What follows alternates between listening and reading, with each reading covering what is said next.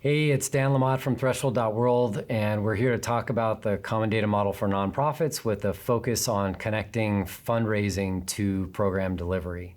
This is truly one of my favorite parts of the Common Data Model for nonprofits because it really uniquely, but very simply, provides this crucial link between the fundraising efforts to raise resources and the program delivery efforts that organizations employ to actually go get the work done.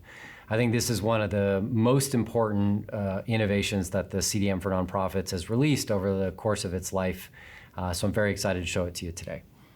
So when we take a look at the model itself, you have on the left-hand side all of the fundraising components that you'll remember from our review of fundraising. And on the right-hand side, you have all of the program delivery components that you'll also remember from our detailed review of the program delivery framework, from objectives all the way down to measurements. But there's one entity, in this case, that ties them all together, and that is the connections entity that you see here in the middle of the screen.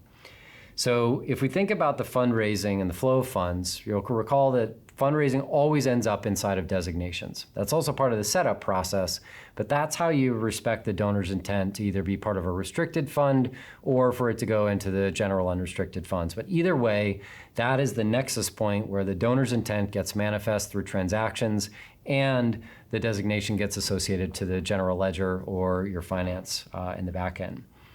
So the connections entity that's linked to that designation provides that single conduit via which the donor's intent gets reconnected over to the program that the organization itself is executing upon. So there's three places that a designation can connect to the program delivery framework. The first place is to the delivery framework itself. That represents the donor's intent associated directly to the activity that the organization is going to execute upon. The second place that it can connect is to the budget.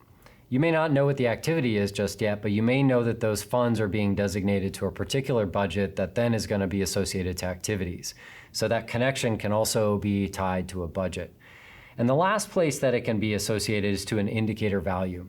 That's the point in time, point in location measurement of efficacy that the program itself manifests.